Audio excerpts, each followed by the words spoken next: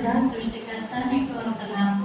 నీ నామం ఎంతో గొప్పది, నీ కృప ఎంతో గొప్పది. నీ నామాన్ని బట్టి వేసి నిలువబడి ప్రకటించుటకు అర్హత యోగ్యత ఏమీ లేని కానీ ఇది మీరు ఇచ్చిన గొప్ప అవకాశం ప్రభా. నన్ను నేను మీకు మీ యొక్క అధికారానికి సంపూర్ణంగా పిలుచుకున్నాను. ఇక్కడున్న నీ బిడ్డలందరితో మీరే మాట్లాడండి. నా స్వరాన్ని మీరు వాడుకొని నన్ను వాడుకొని ప్రభా నీ చిత్తము ఇక్కడున్న బిడ్డల పట్ల మీరు జరిగించి యేసయ్యా నీ ప్రణాళిక ప్రకారం నీ బిడ్డలతో మాట్లాడమని నజరేయుడైన యేసుక్రీస్తు నామములో అడిగి పొందుకొని ఉన్నాం తండ్రి. Amen. Praise the lord. Hallelujah. ఏ విధమైన అర్హత యోగ్యత కానీ ఏమీ లేని నన్ను దేవుడు మీ దగ్గర నిలిచబెట్టారు. హల్లెలూయా. దేవుని యొక్క మహోన్నతమైన కృపను బట్టి ఏమా మేము అనగా 1960వ సంవత్సరంలో మా నాన్నమ్మ గారు, ఆవిడ పేరు సింహాచలం కొండమ్మ వాళ్ళు. అయితే వాళ్ళు మా నాన్నమ్మ గారు, మా తాతయ్య గారు, వారికి 3 సంతానం. నాకు ఒక పెద్ద నాన్న, వచ్చిన నాన్న, మా నాన్నగారు. అయితే వాళ్ళు విగ్రహాల దగ్గర రాముడు సీత ఆరాధన. అయితే మా నాన్నమ్మ గారికి తలపాటు ఉండేది, తల తిప్పు ఉండేది, చాలా భయంకరంగా బాధపడుతూ ఉండేవారు. ఆ రోజుల్లో కదమ్మా 1950వ సంవత్సరాల రోజుల్లో అస్సలు హాస్పిటల్కి తిరిగి ఎన్ని మందులు వాడినా నా తలకి తగ్గలేదు. హాస్పిటల్లోకి వెళ్ళిపోయి అక్కడే ఉండిపోయి రాత్రి పగలు ఉండిపోయినా సరే, మందులు వేసుకుంటున్నా సరే మందులకి తగ్గలేదు. అప్పుడు వాళ్ళప్పుడు విజయవాడ ప్రాంతంలో ఉండేవారు. అక్కడ నుంచి కాకినాడ వచ్చి హాస్పిటల్లో చూపించుకున్నప్పుడు ఇక్కడ చిత్రాల అనే ఒక గ్రామం ఉంది, మీకు అందరికీ ఐడియా ఉంది కదమ్మా. ఆ ఊరిలో చుట్టాలు ఉన్నారు.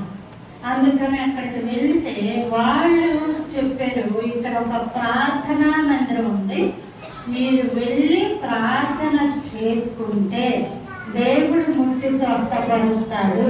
ఆ ప్రార్థనా మందిరంలో వారి యొక్క ప్రార్థనలకు దేవుడు స్వస్థతనిస్తున్నాడు అని చెప్పినప్పుడు మా నాన్నమ్మ గారు మొట్టమొదటిసారిగా ప్రార్థనా మందిరంలోకి వెళ్ళి ప్రార్థించుకున్నారు. మా తాతయ్య గారు ఆ రోజుల్లోనే వీళ్ళు బాగా ధనవంతులమ్మ. రాముడు తల మీద పెట్టుకునే సూర్యుడు చంద్రుడు అంటారు, జ్ఞాపకున్నాయా? ఆ కాలం ఉన్న స్త్రీలు ఉంటారా, దేవుని స్తోత్రం. వాటితో సహా సమస్తమైన బంగారు ఆభరణాలు ఉండేవి ఏమా. అయితే అవి అంత బంగారము, చేతి నిండా ధనము ఉండడం వల్ల మా తాతయ్య గారు వ్యసనాలకు అలవాటు పడిపోయారు. త్రాగుడు అనే వ్యసనంలో ఉండేవారు.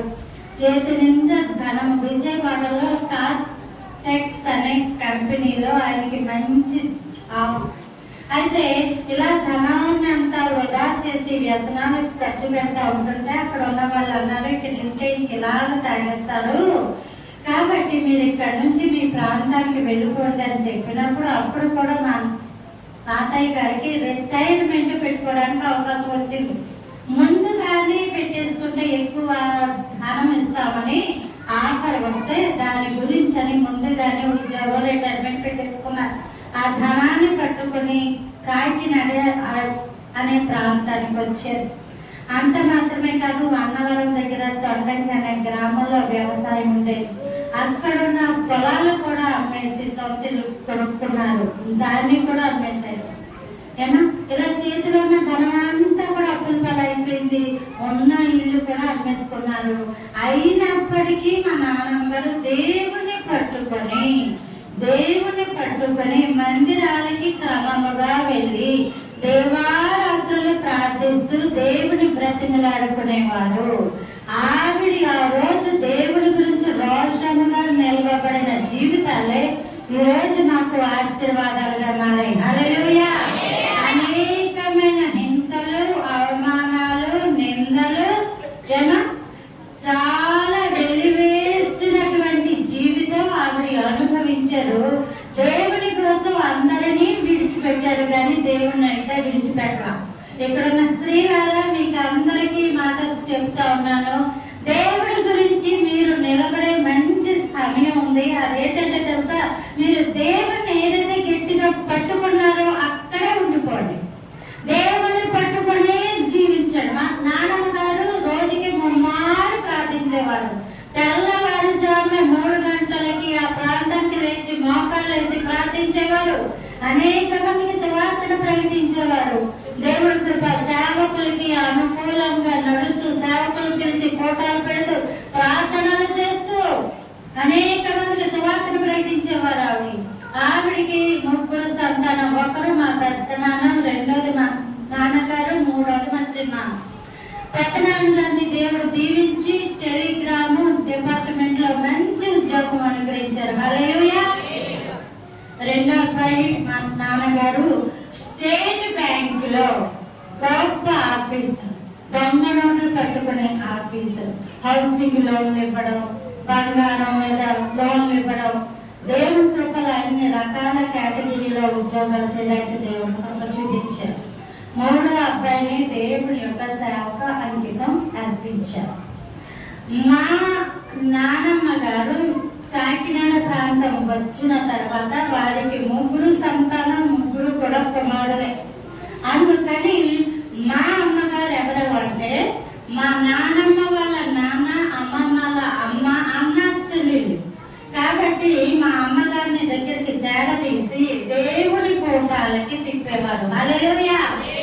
ఆ విధంగా దేవుడి కూటాలకి వేలు పట్టుకుని వచ్చినప్పుడే దేవుడు కృప వల్ల మా అమ్మగారు పరిశుద్ధాత్మతో నింపబడ్డారు. హల్లెలూయా. ఇక్కడ ఉన్న మీరు దేవుడి మందిరాలకి వచ్చేటప్పుడు మీతో పాటు పిల్లలను తీసుకురండి. మీ ఇరుగు పొరుగు ఉన్న వాళ్ళని రండి, దేవుడు మీతో మాట్లాడతాడు, మీ బ్రతుకులు మారుస్తాడు అని తీసుకుని వస్తే వాళ్ళు దేవుడి ఆత్మతో నింపబడతారు. దేవుడే వాళ్ళతో మాట్లాడతారు.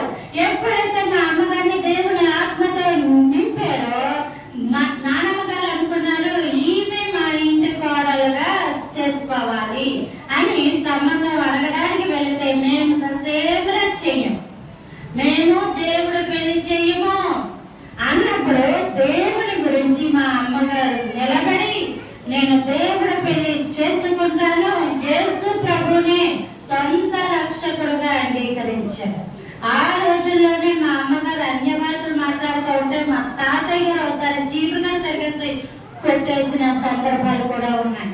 అయినా సరే దేవుడిని విడిచిపెట్టలేదు. నేను ఇంకా అంటాను, దేవుడి గురించి శ్రమలు వాళ్ళు పొందారు కానీ మనకి ఈరోజు శ్రమలు లేవు. ఏమున్నాయంటే మన ఇంట్లో ఉన్న శ్రమలు తప్ప దేవుడిని నమ్ముకుంటున్నాను నిన్ను కొట్టేసే వాళ్ళు కానీ, నిన్ను హింసించేసే వాళ్ళు కానీ, నిన్ను వెలివేసే వాళ్ళు కానీ ఉన్నారా? లేదు. ఆ రోజులో వాళ్ళు పొందిన శ్రమలు. అలాగే మా డాడీ, మా అమ్మగారికి దేవుడు కృప వల్ల క్రైస్తవ పరిశుద్ధ వివాహం జరిగింది. మా ఇంట్లో ఇదే మొట్టమొదటి దేవుడి పెళ్లి. దేవుడి కృప వల్ల మేము 3 సంతానం, మా అన్నయ్య, నేను, మా చెల్లి. దేవుడి కృప. మా డాడీ ఆఫీస్కి వెళ్ళి వచ్చిన తర్వాత శుభ్రంగా మా ముగ్గురిని కూర్చోబెట్టి మాకు చదువులు చెప్పేవారు. మేము ఎంఎస్ఎన్ చార్టీస్లోనే చదివాం. నేను, మా చెల్లి, మా అన్నయ్య కూడా. ఎంఎస్ఎన్ చార్టీస్ ఉన్న వీధిలోనే ఉంటుంది మాకు హౌస్. అయితే దేవుడి కృప చక్కగా ఆఫీస్కి వెళ్ళడం, రావడం, సాయంకాలం అయితే మా ముగ్గురిని కూడా కూర్చోబెట్టడం, చదువులు చెప్పడం, చదువులు అయిపోయిన తర్వాత చక్కగా ఆహారము నాకు బాగా జ్ఞాపకం తినిపించేవాడు ముగ్గురికి. ఆ తర్వాత దేవుడి కృపలు అలా పెరుగుతూ వచ్చి ఈ విధంగా ఉంటుండగా మాకు దేవుడు మహా గొప్ప కృపల ఫ్రెండ్స్ ఇల్లులు కానీ, ఫ్రెండ్స్ ఇంటికి వెళ్ళడం కానీ, బయట తిరగడాలు కానీ లేవు. ఎంతసేపు ఇంటి పట్టునే ఉండాలి. అయితే దేవుని యొక్క మందిరం లేదా అంటే గృహము లేదా అంటే స్కూల్ అంతే. ఈ విధంగా ఉండేవాళ్ళం. మేము ఏది చదువుకున్నా అందులో అన్ని మంచి మార్కులు వస్తూ ఉండేవి, ప్రైజులు వస్తూ ఉండేవి.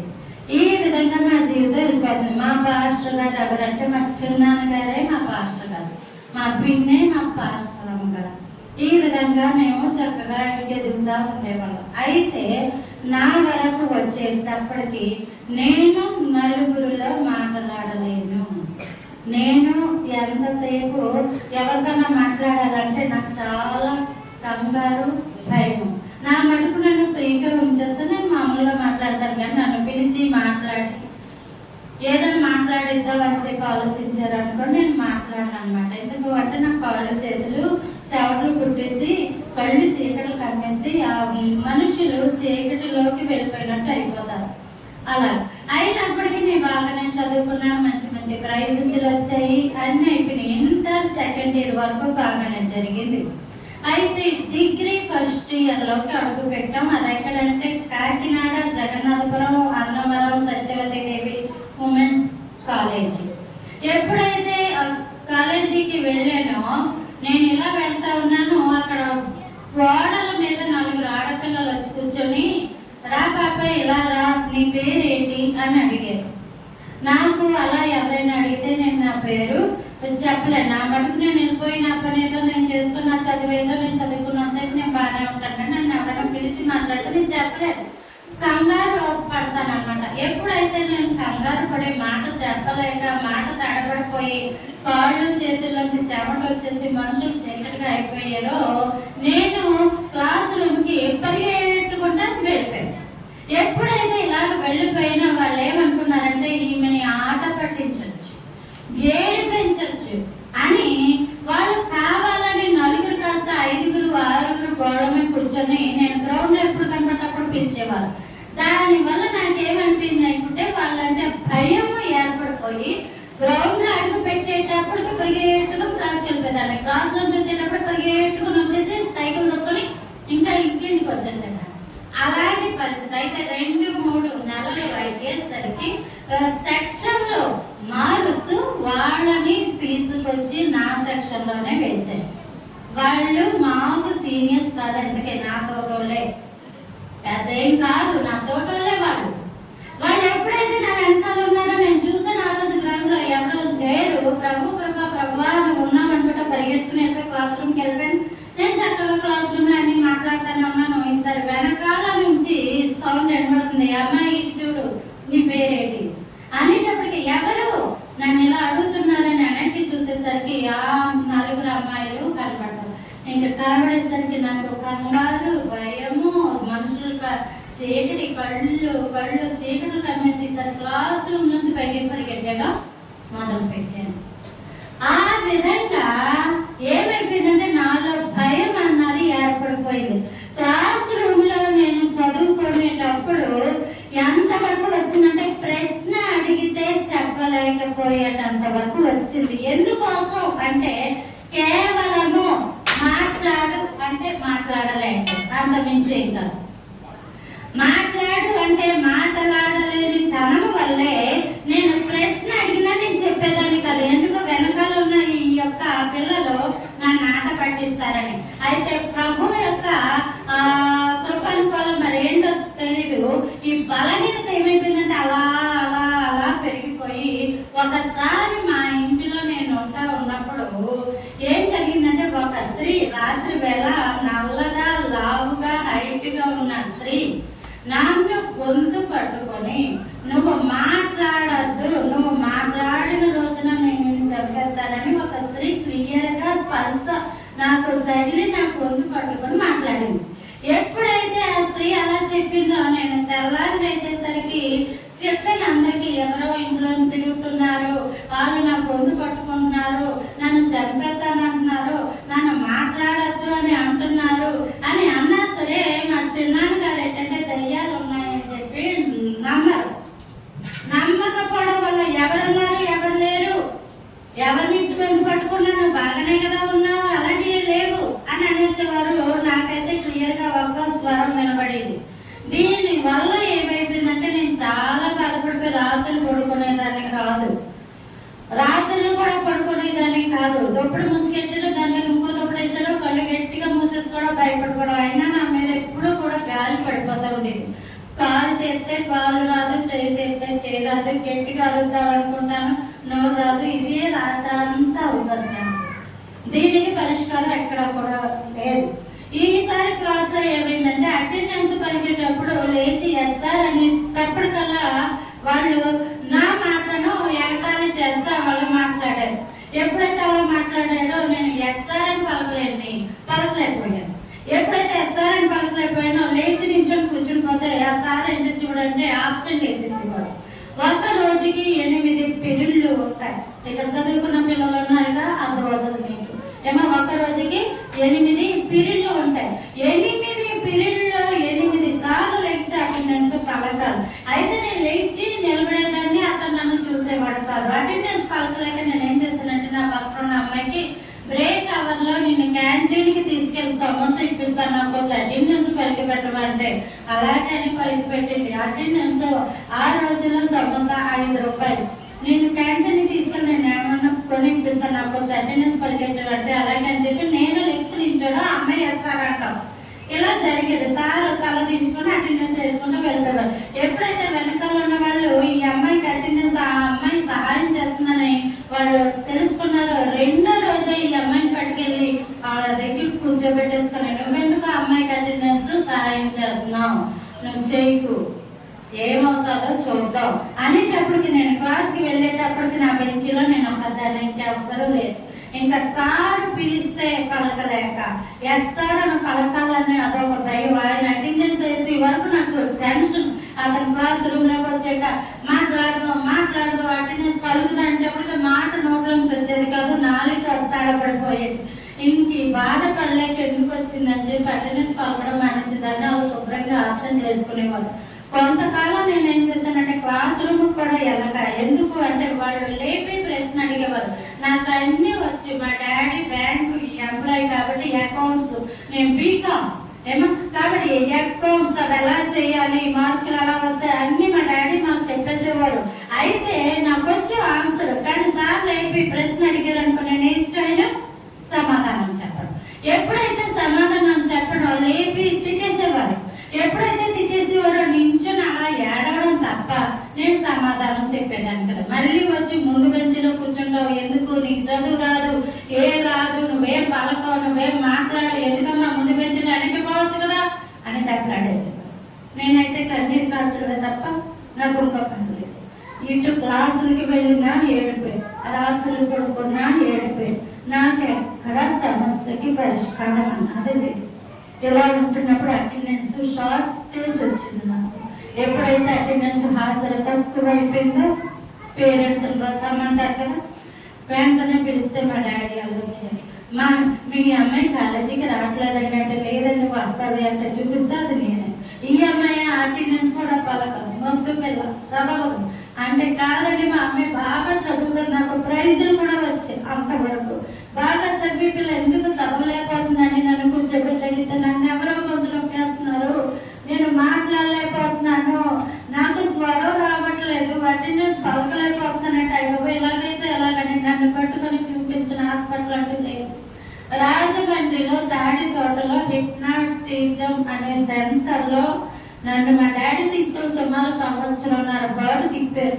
అతనేమంటాడంటే, నీ గదిలోకి నువ్వు వెళ్ళిపోయి తలుపు గడబెట్టుకొని పడుకుంటున్నాను అని పడుకొని నేను మాట్లాడగలను నీకు నువ్వు హిప్నాటిజం చేసుకోవాలమ్మా, అలా చేసుకుంటే ఏం పర్వాలేదంటే నేను మంటగా ఉండను. నాకు మంటదనం అంటే భయం. ఏంటంటే చనిపోయిన వాళ్ళందరూ నాకు కనబడతా ఉంటారు. కాబట్టి గదిలోకి వెళ్ళి నేను తలుపు వేసుకోగానే ఏదో వచ్చినా మేము పడిపోతే నేను చెయ్యెత్తలేను, పాలెత్తలేను, మళ్ళీ నా తలుపు నేను తీసుకొని బయటికి రావడం అంటే నాకు అసాధ్యం. అలాగే నాకు ఎలా హిప్నటిజం అవుతుంది. అలాగే నన్ను చూపించిన మాటలు లేవు, డాక్టర్లు లేవు, హోమియోపతి, ఆయుర్వేదంలో అయితే సరస్వతి వైద్యం అది ఇలాగన్నీ వాడించిన నాకు ఎక్కడ సమస్యకి మా పరిష్కారం అన్నది లేదు. నేను ఎప్పుడు కూడా క్రిస్మస్ కి వాక్యం కూడా అప్పుడు చెప్పలేదు. నేను ఎప్పుడు సింగిల్ గా పాట పాడలేదు. నేను చిన్నప్పటి నుంచి ఎవరితోటి మాట్లాడను, నా మటుకు నేను ఉంటాను, చదివేసుకుంటాను, మంచి మార్కులు వస్తాయి, ఇలా నా పద్ధతి నాకు ఉంటుంది. ఎప్పుడైతే ఇలాంటి పరిస్థితి వచ్చిందో నా సమస్యకి లోకంలో ఎక్కడా పరిష్కారం లేదు. మేము దేవుని నమ్ముకున్న వాళ్ళమే అయినప్పటికీ ఎక్కడా నాకు పరిష్కారం లేదు. ఈ విధంగా ఉన్నప్పుడు నేను చనిపోదాం అనుకున్నాను. ఖచ్చితంగా ఈ సమస్యలు పడలేక నన్ను ఏదో వెంటాడేది, నాతో ఏదో మాట్లాడేది, దాని మాటలు తప్ప నాకు ఏవి వినబడేవి కావు. నాకు నన్ను ఎవరైనా మాట్లాడబడితే నాకు చాలా కోపం బాగా. నాకు వస్తే నేనే మాట్లాడతాను కదా, లేకపోతే నన్ను మాట్లాడమని అంటారు ఏంటి అని. నా బాధ ఎవరికి అర్థమవుక, ఎవరి బాధ నాకు అర్థమవుక, నన్ను జీవాన్ని తిన్నా నేనేం సమాధానం చెప్పలేక ఇలా ఏడుస్తానే ఉండేదాన్ని. నా సమస్యకి పరిష్కారం ఉండేది కదా. దేవాన్ని వడ్లు ఉంటే నాతో మాట్లాడు, నువ్వు తప్ప నాకు ఎవ్వరూ లేరు, ఇంకా ఉంటే ఉంచు, లేకపోతే నన్ను తీసుకెళ్ళిపో, నాకు ఎందుకు ఈ బతుకని నేర్చుంటే నాకు కొండలు ఉంటాయి నా జీవితంలో. ఆ విధంగా ఉంటా ఉన్నప్పుడు దేవుడు మహాకృపలో దహించు అగ్ని తామస్ గారి మ్యాగజైన్ మా ఇంటికి వచ్చి పడింది. ఆ మ్యాగజైన్ లో అందులో ఏమున్నదంటే పుస్తకం విప్పి సరిగ్గా ఎలా పడింది. అందులో ఏముందంటే అపవిత్రాత్మ నుంచి విడుదల అన్న హెడ్డింగ్ పెట్టి అందులో రాయబడి. ఎప్పుడైతే అది చూసానో నేను అనుకున్నా, నా జీవిత కాలంలో ఒక్కసారైనా నేను ఇంత మాట్లాడాలి. ఈయన అపవిత్ర ఆత్మలు దయ్యములను వదలబడుతున్నాను, ఒక్కసారైనా నా దగ్గరికి వెళ్ళాలని. అప్పటి నుంచి నేను ఉపవాసం ఉన్నాను. దేనికోసం? ఆ సేవకుడిని కనీసం కన్నులారా చూడాలని. ఎందుకు అంటే నాన్న, మీ సమస్యలకి పరిష్కారము దేవుడి దగ్గర ఉంటుంది. దేవుడు ఇచ్చే పరిష్కారము దైవ సేవకుల్లో చేస్తాడు. హల్లెలూయా, హల్లెలూయా. అయితే అలా ప్రార్థించగా దేవుడి కృపలో వలసపాకల అనే ప్రాంతంలో కోటలు అవుతాయి, దహించని థామస్ గారు అక్కడికి వస్తున్నారని చెప్పి ఒక పాంప్లెట్ వచ్చింది. ఎప్పుడైతే అది వచ్చిందో ఆ కోటానికి మా నాన్నగారిని తీసుకొని వెళ్ళమన్నప్పుడు దేవుడి కృపలో మా నాన్నగారు నన్ను తీసుకెళ్ళారు. నేను ఏ కూటానికి వెళ్ళినా ముందు లైన్లో ముందే కూర్చుంటాను. సేవకులను ముట్టుకోవడం అంటే నాకు అంత ఇష్టం. ఎందుకంటే వాళ్ళు దేవునితో నడిచిన వాళ్ళు, దేవునితో మాట్లాడేవాళ్ళు. ఎంత గొప్ప కన్యత వాళ్ళకి అని నేను అలా కూర్చున్న దాన్ని. సేవకులు అయితే ఆత్మతో నింపబడినప్పుడు అనేక మందిని పేర్లు పెట్టి పిలుస్తూ ఉన్నారు. నన్ను పిలుస్తారేమో, నా గురించి మాట్లాడతారేమో అనుకున్నాను, కానీ అందులో నా పేరు అయితే రాదు.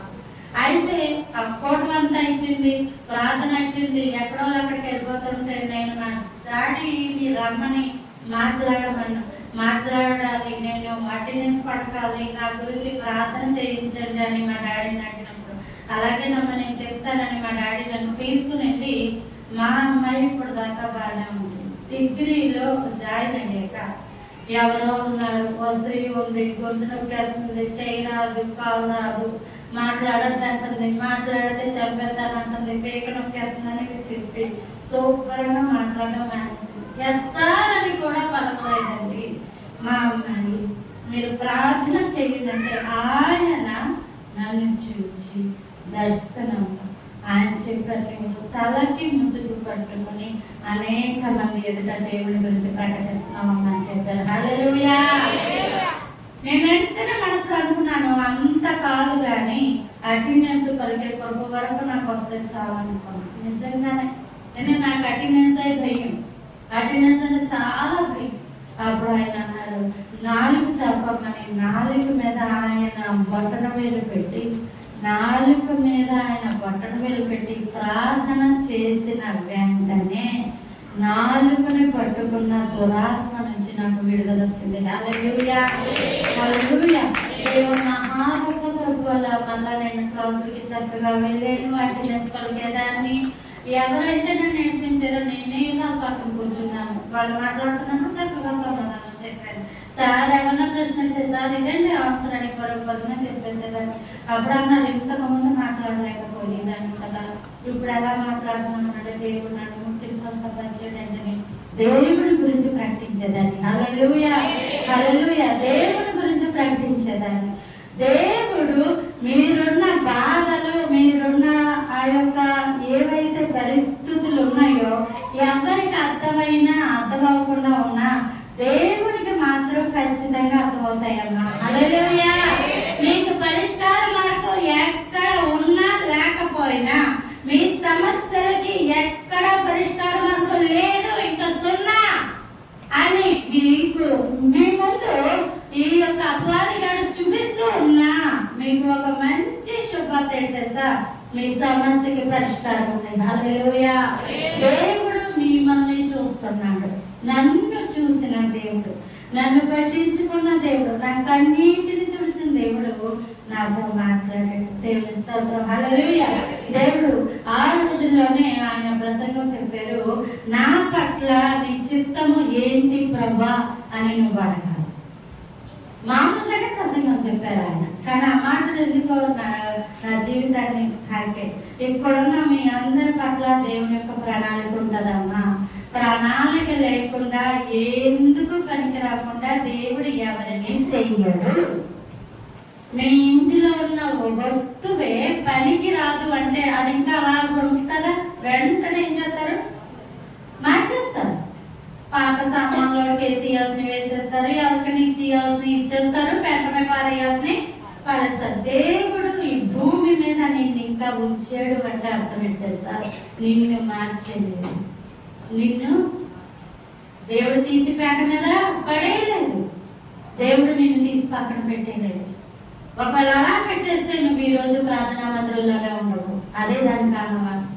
ఎక్కడున్నా మీ పట్ల దేవుడికి ప్రణాళిక ఉంటుంది, దేవుడి యొక్క చిత్తం ఉంటుంది. ఎప్పుడైతే సేవకులు అలా చెప్పారో ఇది నా కొత్త ప్రసంగం అన్నమాట.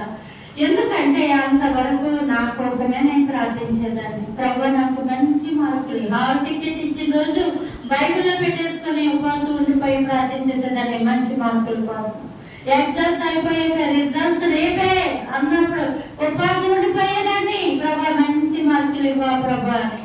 కానీ అప్పటి నుంచి ఉపవాసం ఉన్నాను, ప్రభా నా పట్ల నిశ్చిత్తం ఏంటి, నా పట్ల నిశ్చిత్తం ఏంటి అని ప్రార్థించాలని హృదయాన్ని దృఢపరుచుకున్నాను.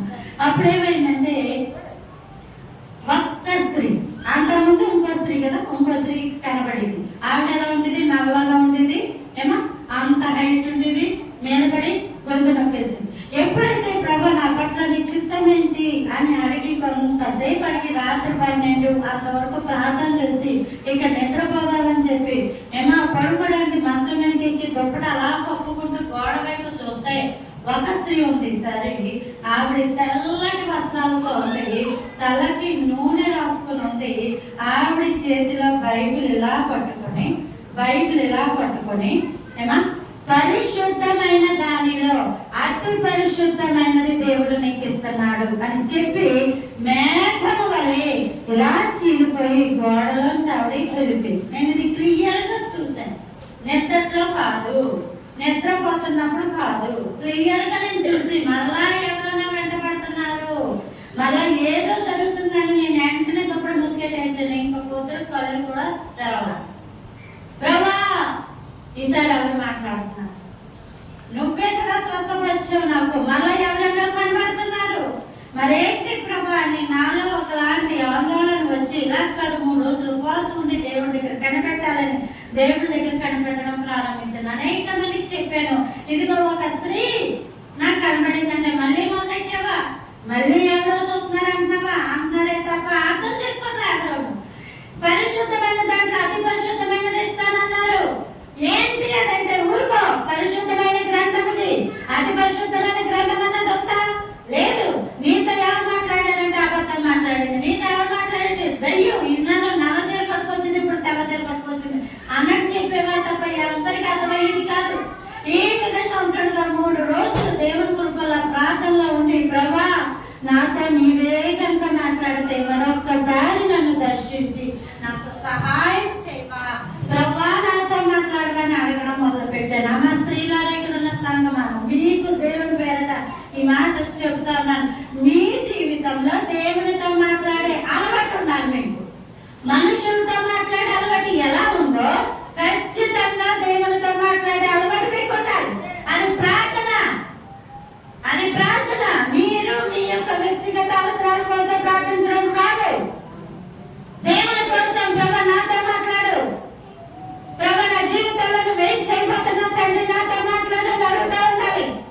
నేను ఎప్పుడైతే ప్రభా నాతో మాట్లాడు, అతి పరిశుద్ధం అన్నది ఏంటి, అది నాతో మాట్లాడు ప్రభా అన్నప్పుడు దేవుడు ఏం చేశాడంటే 3వ రోజు మధ్యాహ్నము మోకాళ్ళ మీద ప్రార్థనలో ఉంటూ ఉండగా మీ నెలలో ఒక వెలుగు నన్ను తాకింది. ఆ వెలుగులో తెల్లటి వస్త్రాలు ధగ మెరుస్తున్న ఒక వ్యక్తి. ఆయన జుట్టు బంగారు రంగులో ఉంటది, ఇంతవరకు ఈ భుజము వరకు ఉంది ఆయన యొక్క జుట్టు. రొమ్మకి బంగారు దట్టి కట్టుకుని ఉన్నారు. ఆయన ఆయన చేతిలో రొట్టె ఉంది. ఆ రొట్టె విడిచి ఎదురుకుండా 6 వ్యక్తులు ఉన్నారు. ఆ వ్యక్తులకి ఇస్తా అన్నారు. నీకు చేయవలసిన పని ఇది అని చెప్పారు. హల్లెలూయా, హల్లెలూయా. దేవుడే స్వయంగా తాను దర్శించి రొట్టె విరవాలి అని చెప్పారు. దానికి కూడా ఎవరో నాకు సరిగ్గా అర్థం చెప్పలేదు. రొట్టె విరవడం అంటే నిజంగా రొట్టె విరవడం అనుకున్నా. అనేక మంది రొట్టెలు పంచి పెట్టడమేమో అని అనుకున్నా. నేను బాగా చదువుకునేదాన్ని, నాకు చదువు అంటే పిచ్చి. నేను నా జీవితంలో CA/ICWA అవుదాం అనుకున్నాను. మంచి జాబ్ చేయాలి, ఉన్నతమైన స్థానంలో ఉండాలి, మహోన్నతం అంటే ధనం బాగా సంపాదించి ఎవరి మీద ఆధారపడకుండా మంచి లగ్జరీ లైఫ్ బ్రతికేయాలి అన్నది నా లైఫ్ యాంబిషన్. అయితే రొట్టెలు పంచి పెట్టమంటున్నాడు దేవుడు. తర్వాత కాలంలో దేవుడు కృప చూపించాక రొట్టె విడిచి పంచడం అయితే రొట్టెకి రొట్టె ఇచ్చేద్దాం అనుకున్నాను. నిజంగా నాకు అలాగే అర్థమైంది దర్శనం. అయితే నేను బాగా చదువుకునేదాన్ని. నా ఫ్రెండ్స్ కి వాళ్ళ అమ్మలకి కూడా సువార్త చెప్పడానికి దేవుడు కృప చూపించాడు. అనేక మందికి నా దేవుడు నన్ను ముట్టాడు, నా దేవుడు నన్ను స్వస్థపరిచాడు, దేవుడు నాతో మాట్లాడుతున్నాడు, నేను ప్రార్థన చేసుకుంటే దేవుడు తన యొక్క దర్శనాలతో నన్ను నింపుతున్నాడు అని చెప్పేదాన్ని. ఇలాగే డిగ్రీ అయిపోయింది. ఈ డిగ్రీ అయిపోయాక మరి మా తల్లిదండ్రులు నన్ను పిలిచి అడిగారు, నీ సంబంధాలు చూద్దాం అనుకుంటున్నామా ఎవరిని అంటే మా డాడీ బ్యాంక్ ఎంప్లాయీ చెప్పారు. మా ఇంటిలో లేని పదం ఏంటంటే లేదు అనే పదం. ఎంతైనా సర్వ సమృద్ధికి కావాలి అంటే అది వెళ్ళి కొనుక్కోవడమే తప్ప దేవుడి కృప ఈ చేతులకు అప్పు లేదమ్మా. అప్పు అన్న పదం మా ఇంట్లో తెలియదు. మా డాడీ అనేక మందికి బ్యాంక్ ఎంప్లాయీగా హౌసింగ్ లోన్లు, వెహికల్ లోన్లు, గోల్డ్ లోన్లు, అన్ని రకాలలో లోన్లు ఇస్తారు, కానీ మా జీవితాలలో అప్పు లేదు. ఈ మాట మీద ఎవరైనా చెప్పగలరా? చెప్పగలరా? దేవుడు ఆర్థిక చూపించాడు. మా ఇంట్లో లేని వస్తున్నట్టు ఉంటుంది. దేవుడు చూపించిన ఆర్థికపరమైన దీవెనలు. కాబట్టి నీకు ఎలాంటి సంబంధం కావాలి అని అడిగినప్పుడు నేను వెంటనే ఉన్నాను, నాకు ఒక దైవ సేవకుడు కావాలి. హల్లెలూయా. అదే కన్నా పాస్టర్ గారు ఎందుకు నీకు నువ్వేదో అనుకుంటున్నావు. సేవకుల జీవితాన్ని వెళ్ళిపోతూ ఉంటుంది. సేవకుల జీవితాలు కష్టాలతో ఉంటుంది.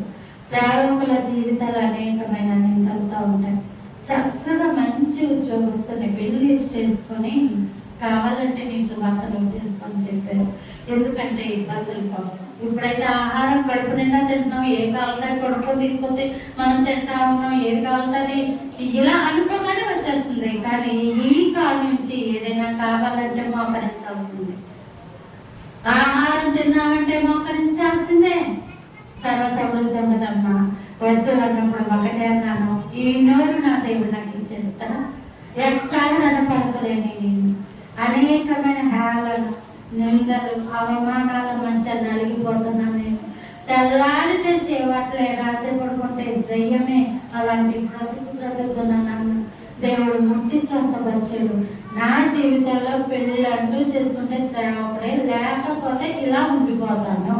ఇక పెళ్లి అన్నది చేసుకోను అన్నప్పుడు దేవుడి కృపలని సంబంధం చూస్తే దేవుడు కృప పాస్టర్ సంబంధాలు చూస్తూ ఉన్నప్పుడు నేను అడిగాను, అస్సలు ఇంకొక ఆప్షన్ లేకుండా రెండో పెళ్లి చూపులు అన్న ప్రస్తావనే లేకుండా ఒక్క పెళ్లి చూపులకే నేను వచ్చి కూర్చుంటా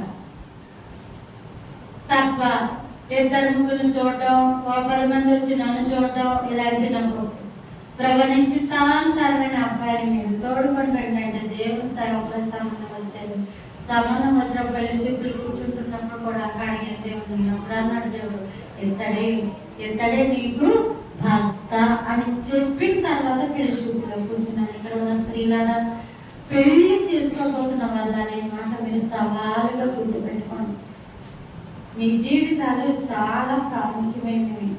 మీ పట్ల దేవుడికి ఒక ప్రణాళిక ఉంటుంది. ఎవరు పడితే వాళ్ళు వచ్చి మిమ్మల్ని చూడటానికి దేవుని యొక్క చిత్తం కాదండి. ఎప్పుడైతే నేను అలా ప్రార్థన చేసుకున్నానో దేవుని కృప మా వారే వచ్చారు. పాయకరపేటలో ఆయన దేవుని యొక్క సేవకుడు. ప్రభు కృపల తర్వాత కాలంలో వివాహం అయిపోయింది. అయితే ఈసారి ఈ అబ్బాయి ఎక్కడికి వచ్చాడంటే కుటుంబ జీవితంలోకి వచ్చాడు. నాకు మా వారికి గొడవలు, మాట కుటుంబంలో మనశ్శాంతి లేదు. ఈ సందర్భంలో దేవుడు నా గర్భాన్ని పెంచాడు. అప్పుడు మా తల్లిదండ్రులు ఏమన్నారంటే, వద్దమ్మా నువ్వు ప్రెగ్నెంట్ కదా, ఇలాంటప్పుడు ఇక్కడ ఉండడం గొడవలు పడటం వద్దు, నీ ఆరోగ్యాన్ని మంచిగా వచ్చేసని మా డాడీ గారు తీసుకొచ్చేసారు. తీసుకొచ్చాక ఏమైందంటే 9 నెలలు నిండిన తర్వాత దేవుడు ఆడబిడ్డనిచ్చాడు. మా వారికి మగ పిల్లవడండి ఇష్టం. ఎప్పుడైతే ఆడబిడ్డనిచ్చారో గొడవలు ఏమైపోయినంటే మరింత పెద్ద అయిపోయింది. ప్రభా నీకు తెలీదా మా వారికి మగ పిల్లడు అంటే ఇష్టమని? ఉన్నా గొడవలు పెద్ద అవ్వడానికి ఆడపిల్ల ఇచ్చేవా? దేవుడిని అడిగేదండి. 9 నెలలు నీ మోకాళ్ళ మీద ప్రార్థన చేశాను. ఎందుకంటే మోకాళ్ళలో అన్న పుట్టితే ఇంకొంచెం కుటుంబం బాగుపడి ఇంకొంచెం బాగుంటామేమో అన్న ఆశ కొలది అడిగాను. నా ఆశ ఏంటంటే దేవుడి సేవ ప్రకటించాలి, దేవుడి గురించి ప్రకటించాలి, దానికి సేవకులు అయితే పెట్టరు అని దేవుడి కృపలో ప్రార్థించుకున్నాను జీవితానికి. ఎప్పుడైతే ఆడబిడ్డనిచ్చాడో దేవుడు, నేను అడిగే దేవుని ప్రభా ఏంటి నా ప్రార్థన అంగీకరించలేదా? నేను కుమారుని అడిగాను కదా అంటే నా దేవుడు చెప్పాడు, అమూల్యమైనది నేను మీకు ఇచ్చాను అన్నాడు. హల్లెలూయా. ఆడపిల్ల పుట్టింది, మా వారైతే అక్కడ ఉండిపోయారు, నేను మా బాబాయ్ ఇక్కడ ఉండిపోయాము. ఎవరి దారి వాళ్ళకి ఇచ్చింది.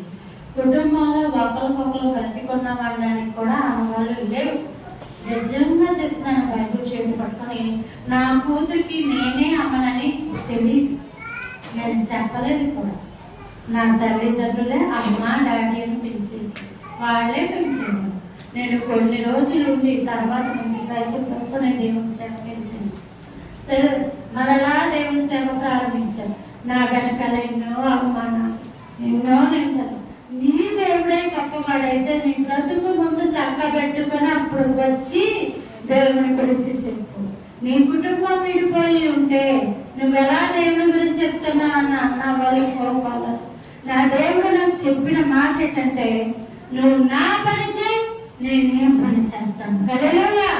ఎక్కడున్నా మీ అందరి జీవితాల్లో మీ శ్రమలు మీకు గొప్పగా అయి ఉండొచ్చు, కానీ ఒక్క మాట చెప్తున్నాను, శ్రమను బట్టి దేవుణ్ణి ఎప్పుడూ కూడా మనం తోపం అయిపోయాము.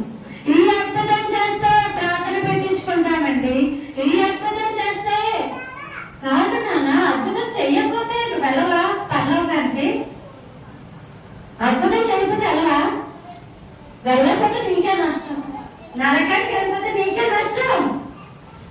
నా జీవితంలో అవమానాలు, నిందలు, కన్నీరు చాలా ఉంటాయి. అవన్నీ పక్కన పెట్టి మళ్ళీ సైకిల్ ఎక్కి హ్యాండ్ బ్యాగ్ వేసుకొని సువార్త ప్రకటించేదాన్ని. అనేక మంది సువార్త ప్రకటించేదాన్ని.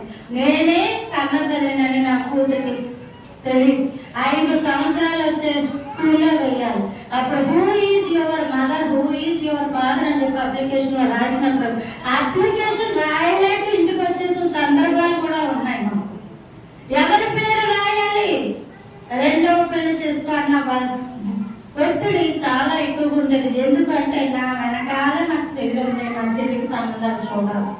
ఇటువంటి సందర్భంలో కూడా దేవుడు ఎంతో కృప చూపించి దేవుడు ఒకటే చెప్పాడు తెస్తామా, నిశ్చయంగా నేను నీకు గర్భాన్ని తెలుస్తున్నాను, నీకు కుమారుడు పుడతాడని చెప్పాడు. కానీ అసలేం లేదు, నాకు భర్త లేదు. ముందు కుమారుడిని అడిగితేనే దేవుడు ఏమి ఇచ్చాడు? కోరుకుని ఇచ్చాడు. మళ్ళా కుమారుడు పుడతాడు అంటే నా ప్రవచనం ఎవరు నమ్మలేదు, ఎవరు నమ్మలేదు. అసలు మా వారు బ్రతికున్నారంటే కానవలేదు. నా కన్న కూతురికి కన్న తండ్రే తెలియదు. అటువంటి జీవితాలు ప్రభు కృప, దేవుని మహోన్నతమైన కృపలో ఒక రోజు మా వారే నాకు ఫోన్ చేశారు. హల్లెలూయా. ఫోన్ చేసి మళ్ళా మాట్లాడడం మొదలు పెట్టాను.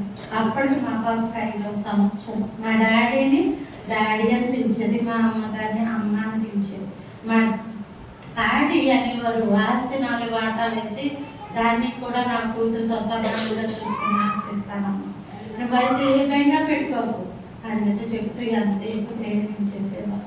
తిండికి బట్టకి లోటు లేదు కాబట్టి 5 సంవత్సరాలు దేవుడు అలా పోషించడానికి నా తల్లిదండ్రులు కూడా నేను చక్కగా సేవ నేను చేసుకుంటాను. తర్వాత కాలంలో కుటుంబం పెట్టబడింది. దేవుడు మహా గొప్ప కృపల దేవుడి గర్భాన్ని తెచ్చాడు.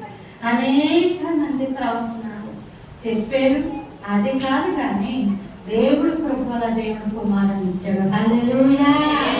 వాడి పేరు అభిషేక్. నా పాపకి నా బాబుకి 7 సంవత్సరాలు తేడా. ఇది 2003లో పుట్టింది, అది 2011 మార్చి 16 పుట్టింది.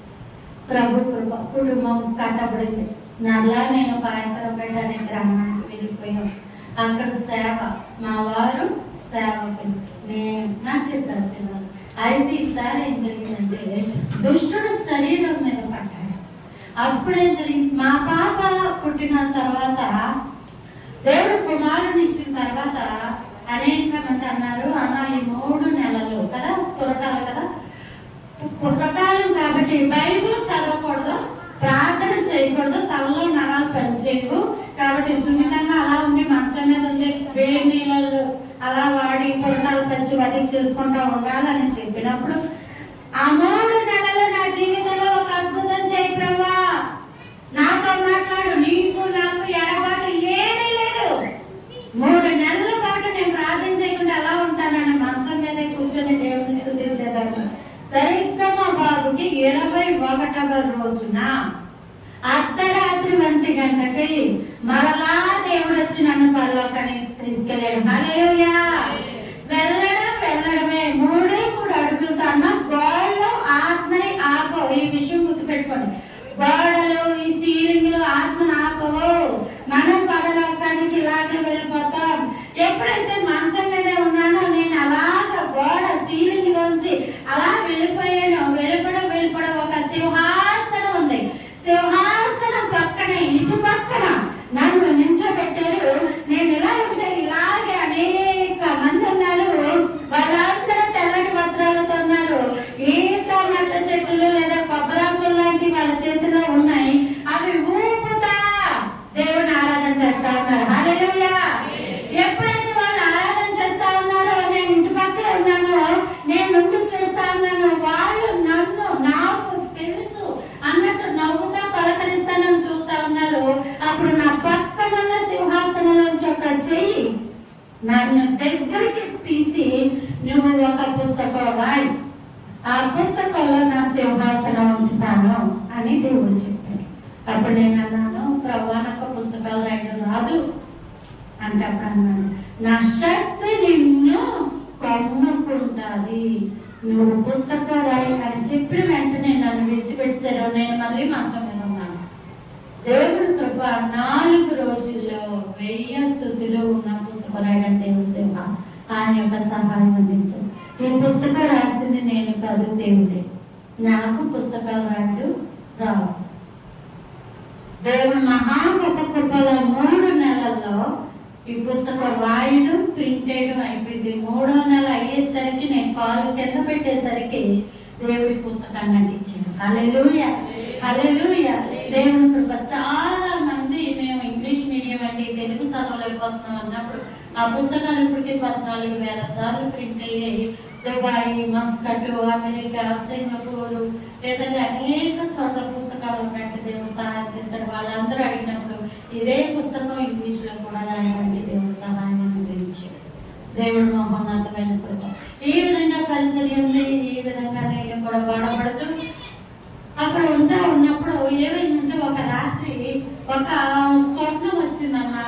ఆ స్వప్నంలో ఒక ఆవిడ అంటే నువ్వు నాకు మొక్కు అది ఇలాగే, నేను దేవుడికి తప్ప దేనికి మొక్కను అంటే నేను నీ శరీరంలోకి వస్తాను అని చెప్పింది.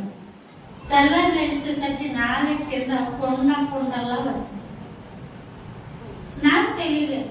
అది ఒక్క రోజుకి 4 కింద వచ్చింది కాస్త పై పెదవుకి పళ్ళకి సందుల్లో వచ్చేసింది. అది కాస్త ఏమైపోయిందంటే నోటిలోకి వెళ్ళిపోయి 4 అంతా కొట్టుపోయింది. అప్పుడు నేను మాట్లాడలేకపోయేదాన్ని, ఏది తినలేకపోయేదాన్ని, బ్రష్ చేసుకోవడానికి కూడా చాలా ఇబ్బంది పడ్డాను. వెంటనే చెప్తే మా డాడీ పని ఏంటి వచ్చి అమ్మ మేము చూసుకుంటాం అన్నప్పుడు మళ్ళీ నేను మా బాబు మా పాప ముగ్గురు వచ్చేసాం. అమ్మ ఇంట్లోనే ఉన్నాం. నన్ను పట్టుకొని చూపించిన హాస్పిటల్ అంటే లేదు. ఈ లోపల హోమియోపతి అన్నది వాడితే ఇది తగ్గిపోతుంది అంటే అప్పుడు నేను విన్నప్పుడు వాళ్ళు ఏమన్నారంటే పడగడుపున ఒక మాత్ర పంటి కింద ఈ పెదవి ఇలా తీసి ఈ పళ్ళకి సందుల్లో పెట్టుకోమా, కింద పెట్టుకోమని 2 రకాల మాత్రలు ఇస్తే తెల్లవారుజామున 5 గంటల లేచి మెల్లగా బ్రష్ చేసుకుని పళ్ళ సందులోకి కొడుకుని లేచేసరికి మొత్తం సీమ్ పోసేసి పెదాలు అన్ని బద్దలైపోయి సీమ్ బయటకు వస్తే 4 కొడుకుపోయింది. ఎందుకు ఎంత భయంకరంగా అయిపోయిందని మళ్ళీ ఆయన దగ్గరికి వెళ్తే ఆయన ఏమన్నాడంటే ఇలా పెరిగి తర్వాత తగ్గుద్దమ్మా అని చెప్పాడు. పెదాలు బద్దలేసిపోయి సీము రసి కారిపోయింది, 4 అంతా తెల్లగా పూసేసింది. అదంతా వరకు దింపేసిందంటే ఇలా ఆహార వాటికి వెళ్ళిపోయి లోపలికి వెళ్ళిపోయింది. ఎప్పుడైతే ఇలా అయిపోయిందో మళ్ళీ శ్రావణి, సాయి సుధా, ఏమో వాడరేవు రవి గారు అనే కాకినాడలో ఉన్న అన్ని హాస్పిటల్లో నన్ను తిప్పారు. మా డాడీ వాళ్ళు నేను బ్రష్ చేయలేకపోయిందని 4 పళ్ళ సందులో ఇరుక్కుపోయింది. తుమ్మేనే అనుకోండి మొక్కలు ఊడి కింద పడిపోతాయి, అంత భయంకరం. బ్రష్ చేయలేను, నోట మాట్లాడలేదు, మరలా పుస్తకం పెన్ను పెట్టి సైగ చేసేదాన్ని. నా పిల్లలు ఎలా ఉన్నారు? మా బాబ 1వ తరగతి సెయింట్ జోసెఫ్ కాన్వెంట్ లోనే చదివి 2వ తరగతి ఆ సెయింట్ జోసెఫ్ కాన్వెంట్ మా అమ్మగారే చక్కగా క్యారేజ్ అది పెట్టి పంపించేవారు. మా బాబు వాడిని స్నానం చేయించడం, వాడిని చూసుకోవడం, ఇది ఇంకా నా పని ఏంటంటే అలా ఉండిపోయాను, అలా చక్కగా ఉండిపోయాను. 4 పళ్ళ సందులోకి వెళ్ళి గిరుక్కుపోయి ఉండిపోయింది. ఎప్పుడైతే ఇలా ఉండిపోయిందో మాత్రలు పడమంటారు, మాత్రలు వేసుకోవాలంటే అన్నం తినాలంటే నా 4 నాకు సహకరించదు, పళ్ళ సందులో ఇరుక్కుపోయింది. అందుకని ఏం చేశారంటే బలానికి ఇంజక్షన్లు ఇచ్చారు. బలానికి ఇంజక్షన్లు ఇస్తే నాకేమొచ్చాయంటే పైల్స్ వచ్చేసి కూర్చోడానికి లేదు, పడుకోవడానికి లేదు, నిలబడడానికి కూడా లేకుండా ఈ ఇన్ఫెక్షన్ సీమ్ పోసేసి తెల్ల రక్త కణాలు అంటారు, white blood cells, eosinophilia count అది పెరిగిపోయి ఆహారం తినడానికి నాకు విధానం లేక శరీరం అంతా సీమ్ పోసేసింది. నా బట్టలు విప్పాలి అంటే నైటీ విప్పితే దానికి అలా సీమ్ అంటుకొని వచ్చేది. వీటంతా పొక్కులు. మా పాప టూత్ పిక్ తీసుకొని దానితో వాటిని అలాగ గుచ్చితే టప్ అని అవి పేలేవి. మా అమ్మగారు దూది పెట్టి వస్తేవారు. ఇలాంటి పరిస్థితిలోకి వచ్చేసి మరలా నైటీ వేసుకొని మళ్ళా తర్వాత రోజు నైటీ అలా తీస్తా ఉంటే దాంతో పాటు చర్మం ఊడొచ్చేసి ఈ విధంగా ఉండేది. ఈ అమ్మాయి పరిస్థితి ఎలా కాదు, స్టెరాయిడ్ ఎక్కిద్దాం అని చెప్పి చేతికి స్టెరాయిడ్లు ఎక్కించిన సందర్భాలు ఉన్నాయి. 600 రూపాయలు స్టెరాయిడ్ ఎక్కించాలి అంటే ముందు ఈ చేతికి ఒక స్టెరాయిడ్ పెట్టాలి, ఎందుకంటే ఈ బాడీ తట్టుకోవడానికి. ఈ బాడీ తట్టుకోవాలి అంటే నా కాళ్ళు చేతులు నేను ఊపేస్తా ఉంటాను, కదిపేస్తాను. ఎప్పుడైతే అలా కదిపేస్తానో ఒళ్ళంతా చెవులుకుంటున్నట్టు ఉంటుంది.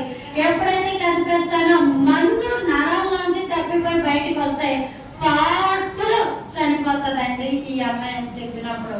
ఒక కాలు మా డాడీ, ఒక కాలు మా అమ్మగారు, ఒక చెయ్యి నాకు స్టెరైజ్ ఆయన ఇస్తున్నారు కదా మందు, ఆయన పట్టుకుంటే నాకు మొత్తెక్కేది. అది ఒక 5 నిమిషాలు నాలిక స్పర్శ కోల్పోయేది. అప్పుడు మా అమ్మగారు ద్రాక్ష గ్లాసు, మీకు ఐడియా ఉంటుందండి, ఆ గ్లాసుతో పాలు అంగుట్లో పోస్తే నేను తాగేదాన్ని. నా రూమ్లోకి ఎవరు వచ్చేవారు కదా, అంత సాహసం ఎవరు చేయలేదు, ఎందుకంటే నా దగ్గర భయంకరమైన కంపు. 3 నెలలు నేను బ్రష్ చేయలేదు, ఇంకా స్నానం అయితే దేవుడు కోపాయి. మా అమ్మగారు వచ్చి నాకు శుభ్రం చేసి మాత్రలు అవి వేసేవారు. ఇలాంటి పరిస్థితి. ప్రభువా నేనేం అడిగాను, నీ సేవ అడిగాను, నా జీవితం ఎందుకు ఇంత దౌర్ణం అయిపోయింది. ప్రభువా నాకు ఒక్కసారి కృప చూపించే అవకాశం ఇస్తే నీ గురించి నేను పరుగులు పెడతాను అని ప్రార్థన చేసుకునేదాన్ని మాత్రం. లేదా నీ చిత్తం నన్ను తీసుకెళ్ళిపోతే నువ్వు తీసుకెళ్తా. ఈ విధంగా ప్రార్థన చేస్తా ఉంటే హాస్పిటల్కి వెళ్ళాం. వాళ్ళు రాణి గారు ఏమన్నారంటే ఇది గొంతు క్యాన్సరు కాబట్టి గొంతులోంచి ముక్క తీసి బయట పంపిద్దాం. 1వ స్టేజీ, 2వ స్టేజీ, 3, 4 అని ఉంటాయి. దాన్ని బట్టి మనం ట్రీట్మెంట్ మొదలు పెడదాం. ఏది ఏమైనా ఏమీ బాధ కాదు, మీరు అప్లికేషన్లో సంతకాలు పెట్టేయండి అని మా అమ్మగారికి చెప్పారు. ఆ చెప్పడం అయిపోయిన తర్వాత నన్ను హాస్పిటల్లో బెడ్ ఎక్కించారు. ఆ బెడ్ ఎక్కినప్పుడు అక్కడ ఉన్న వాళ్ళు మొత్తమంది ఇచ్చే డాక్టర్ గారు రారంట, ఇవాళ కాదులేండి రేపు రండి అన్నప్పుడు మళ్ళీ బెడ్ దిగి వచ్చేసాం. అమ్మని నేను ఆటోలో కూడా స్థిరంగా కూర్చోలేను, ఎందుకంటే నాకు పైల్స్ ఏకవాలుగా కూర్చుంటాను. మా అమ్మగారు నన్ను ఒబ్బిడిగా తీసుకుని వెళ్ళారు, చక్కగా తీసుకొచ్చారు, ఇంట్లో కూర్చోబెట్టారు. ఇంట్లోకి ఇలా ఎంటర్ అవుతానే ఉంటాడుగా మాకు హాల్లో సోఫా ఉంటుంది, సోఫాలో కూర్చున్నాను. మా అమ్మగారి గదిలోకి వెళ్ళి మా డాడీతో చెప్తా ఉన్నారు, ఇది గొంతు క్యాన్సర్ అంటున్నారు, వాళ్ళు పాప బతకలు అంటున్నారు, సంతకాలు ఏంటని అంటున్నారు. రేపు పొద్దున్న మోటా ముళ్ళు సర్దుకొని బట్టలన్నీ కొట్టుకొని పాపను తీసుకొని వెళ్ళిపోతే అడ్మిట్ చేసుకుంటారు. ఉప్పు కామలు వచ్చినట్టు మీ అమ్మాయి 150 కేజీల పైన ఉబ్బుపోద్ది, అంత హై పవర్ స్టెరాయిడ్లు మందులు ఇస్తాము, మీరైతే మీ అమ్మాయి నార్మల్ కట్టలేరు. నార్మల్గా ఉన్న ఏ చైర్లో ఆవిడ కూర్చుంటే కుర్చీ ఇరిగిపోద్ది, ఆవిడి ఎక్కడికి బయటికి వెళ్ళవద్దు, వాటి బరువు పెరిగిపోద్ది, అంత హైలీ మెడిసిన్ పవర్ఫుల్ స్టెరాయిడ్ ఇస్తే కానీ మీ గొంతు క్యాన్సర్ తగ్గదు అని చెప్పారు అని చెప్తా ఉంటుండగా టీవీలో దైవజనులు శ్యామ్ కిషోర్ గారు ప్రసంగం చెప్తా ఉన్నారు. నేను కూర్చొని టీవీ చూస్తూ ప్రసంగం వింటా ఉన్నాను. ఏటవాళ్ళుగా కూర్చొని అంటే సోఫాలో సుమారుగా జారబడిపోయినట్టు కూర్చొని చూస్తా ఉన్నాను.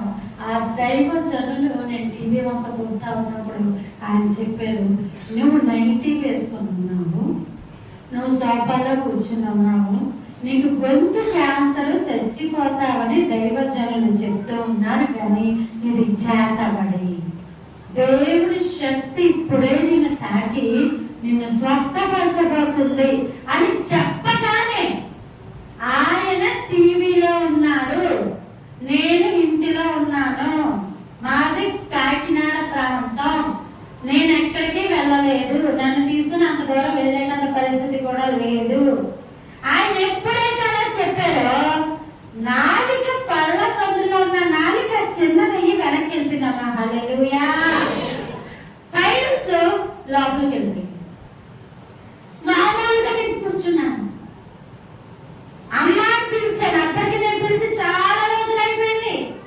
మా అమ్మగారు ఆ గదిలోంచి మా డాడీ పరిగెట్టుకుంటూ వచ్చారు, ఏంటి నువ్వు పిలుస్తున్నావా, మాట్లాడుతున్నావా అంటే, అవునా నేను పిలుస్తున్నాను, నాకు ఆకలి వస్తుంది, నాకేమైనా పెట్టండి నేను తింటానంటే.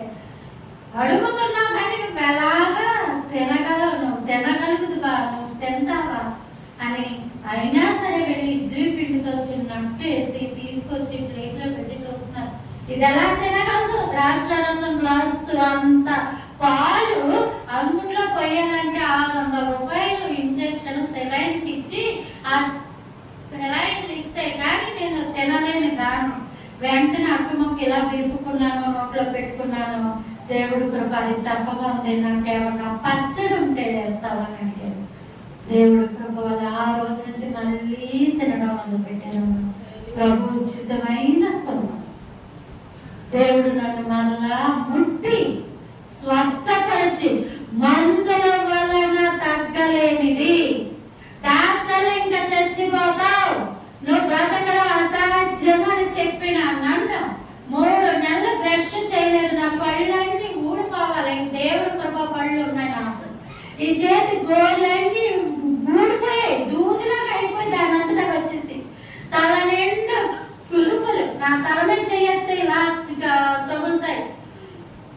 అంత భయంకరమైన పరిస్థితి నుంచి, మరణ పడక మీద నుంచి మళ్ళా నా దేవుడు మరలా నేను బాగుపడి మా పాపని ఇక్కడ మా కాకినాడలోనే ఉంచేసి మా అబ్బాయిని తీసుకొని మళ్ళీ ఇక్కడ పెట్టాను. ఇక్కడ అక్కడికి వెళ్ళిపోయాక దేవుడితో ఇంకా ఎక్కువ సమయం, ఇంకా ఎక్కువ ప్రార్థన, ప్రవణంగా మాట్లాడు, ఎప్పుడో చచ్చిపోవాలి నేను, ఎప్పుడో నా జీవితాంతం అయిపోతాను. అలాంటి నన్ను దేవుడు ఎస్సారని పలకలేని నన్ను ఎస్సారని పలికే పలికించాడు. పెళ్లి సంబంధంగా దేవుడు కృప చూపించాడు. ఆడబిడ్డనిచ్చిన తర్వాత మగబిడ్డని కూడా ఇచ్చిన గొప్ప దేవుడు. నేను దేవుడిని స్తుతిస్తా ఉన్నప్పుడు నా ప్రార్థించుకునే అలవాటు ఏంటంటే ఇంటికి నేనే తాళం వేసుకొని సందులోంచి వెళ్ళి ఇంట్లో కూర్చొని ప్రార్థన. ఎందుకు అంటే నన్ను ఎవ్వరూ ప్రార్థన నుంచి లేకపోవడం. మా వారు వెళ్ళిపోయిన తర్వాత, మా బాబు క్లాసులకి వెళ్ళిపోయి స్కూల్కి వెళ్ళిపోయిన తర్వాత వాళ్ళు వచ్చే వరకు ప్రార్థనలో కనిపెట్టుకునేదాన్ని. మా వారి దగ్గర ఇంకోటి ఉంటుంది తాళం, ఆయన చక్కగా తీసుకుని వస్తారు. ఆయన తప్ప ఇంకెవరు ఇంట్లో కాదు కదా. అప్పుడు నేను లేచేదాన్ని. ఈ విధంగా ప్రార్థించినప్పుడు దేవుడు మహా గొప్ప కృప వల్ల అనేకమైన దర్శనాలు ఇచ్చాడు దేవుడు. అసలు నన్ను దేవుడు ఎలా అభిషేకించాడంటే, ఎప్పుడైతే ప్రభువారు ఈ రొట్టె విరవడం చూపించిన తర్వాత, ప్రభువా ఇదేంటి అంటే దేవుని కృపల వాక్య పరిచర్య అని దేవుడు నాకు చెప్పాడు. అది చెప్పినప్పుడు ప్రభువా నీ వాక్యాన్ని పంచిపెట్టి సేవ చేయాలంటే నీ యొక్క అభిషేకం ఉండాలి. అభిషేకం లేకుండా మనం ఏం చేసినా దేవునికి అంగీకారం కాదు. ప్రభువా నన్ను అభిషేకించు అని నేను కొన్ని దినాలు ప్రార్థనలు అన్నప్పుడు ఒక రోజు ఒక బలిష్టమైన దేవదూత ఇలాగ డైరెక్ట్ గా దిగి నా యొక్కగా వస్తా ఉన్నప్పుడు మీకు మరలా చెప్తున్నాను, రాత్రి వేళ సమయము ప్రార్థించే సమయము, రాత్రి వేళ దేవుడు మాట్లాడే సమయము, రాత్రులు మోకరించి ప్రార్థించినప్పుడు దేవుడు ఖచ్చితంగా మీతో మాట్లాడతాడు. ఏమర్థమవుతుందా? కాబట్టి నేను రాత్రి ప్రార్థన చేసే ప్రభువా నాతో మాట్లాడాలని నేను ప్రార్థన అంటున్నాను. ఒక బలిష్టమైన దేవదూత సువర్ణ రంగులో ఉంటాడు ఆయన. ఆయన అలాంటికి వచ్చి నా చెయ్యి పట్టుకొని నన్ను అలా పరలోకానికి తీసుకెళ్ళిపోతాయి. అనేక మంది చూస్తా ఉన్నాను నేను, వాళ్ళందరూ నన్ను చూస్తా ఉన్నారు. అలా వెళుతూ ఉన్నాం. కొంత దూరం వెళ్ళేసరికి నదులు ప్రవహిస్తా ఉన్నాయి. అలా వెళుతా ఉన్నాం. కొంత దూరం వెళ్ళేసరికి అనేక మంది దేవుడి గురించి సంభాషించుకుంటున్న స్త్రీలు ఉన్నారు. సమూహాన్ని చూస్తా అలా వెళుతా ఉన్నాం. ఇలాగ వెళుతూ ఉండగా ఒక స్థలానికి వచ్చి ఆగిపోయాం. అక్కడ ఏమైందంటే సువర్ణముతో చేయబడిన స్తంభాలు ఉన్నాయి. నాతో పాటు ఉన్న వ్యక్తి స్తంభాలతో మాట్లాడుతున్నారు. స్తంభాలలో ఉన్న వ్యక్తులు నాతో పాటు ఉన్న వ్యక్తితో మాట్లాడుతున్నారు. అయితే ఈ భాష నాకు అర్థం కాలేదు. అప్పుడు నేను స్తంభాలను చూస్తున్నాను, ఇతన్ని చూస్తున్నాను. ఈయన నా చెయ్యి గట్టిగా పట్టుకున్నాడు కదా. ఈలోగా అక్కడికి వెలుగు నడుచుకుంటా వచ్చిందమ్మా. ఎప్పుడైతే ఆ వెలుగు నడుచుకుంటా అక్కడికి వచ్చిందో, ఇక్కడున్న నాతో పాటు ఉన్న బలిష్టమైన వ్యక్తి, నాకు ఎదురుగా ఉన్న స్తంభాలు లాంటి వ్యక్తులు, వీళ్ళందరూ కలిపి వెలుగుతో మాట్లాడుతున్నారు. వెలుగు వీళ్ళందరితో మాట్లాడుతూ ఉంది. అప్పుడు నేను వెలుగు దగ్గరికి పరిగెట్టుకుని వెళ్ళి ప్రభువా వీళ్ళెవరు అని అడిగినప్పుడు దేవుడు మాట్లాడాడు, నువ్వు వెళ్ళి వాళ్ళని ముట్టుకో, తాకు అన్నప్పుడు మరి దేవుడి కృపలో నేను వెళ్ళి ఆ స్తంభాలుగా సువర్ణముతో ఉన్న వ్యక్తుల్ని ముట్టుకున్నానమ్మా. వాళ్ళకి కళ్ళు, ముక్కు, నోరు, చెవులు ఉన్నాయి. ఇలా ముట్టుకున్నప్పుడు ఇలా కూడా అన్నట్టు నా బాగా గుర్తు. ఎప్పుడైతే ఒకరు ముట్టుకొని మళ్ళా పలుకు వచ్చి వెలుగులోకి నా చెవి పెట్టి ప్రభువా వీరెవరు అని అడిగినప్పుడు ఇవి అభిషేకం, అపోస్తలుల అభిషేకం, ప్రవక్తల అభిషేకం, సంఘ కాపల అభిషేకం, పరిచర్య అనే అభిషేకం. ఇవి 5 రకాలు ఉంటాయి మొత్తం.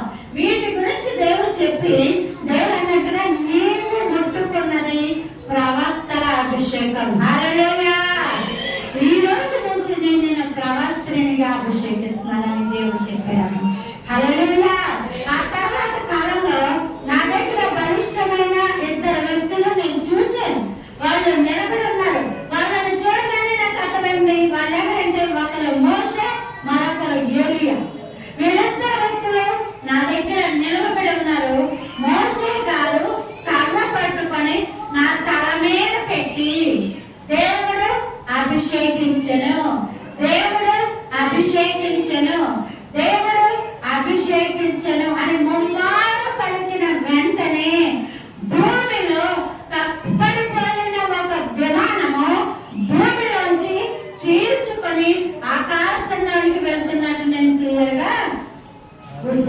హల్లెలూయా.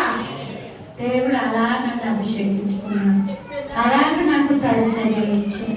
మరి ప్రభు కృపను బట్టి నేను ఇంట్లో ప్రార్థన చేస్తున్నప్పుడు అనేకమైన వర్తమానాలు, బైబిల్ గ్రంథంలో ఉన్న అనేకమైన మర్మాలు దేవుడు నాతో మాట్లాడేవాడు. అయితే అవి ఎవరికి చెప్పాలి ప్రభా అని నేను అడిగినప్పుడు కాంతి టీవీలో మాట్లాడమని దేవుడు చెప్పాడు. ఈ కాంతి టీవీ కాకినాడ అనే ప్రాంతంలో ఉంటారు.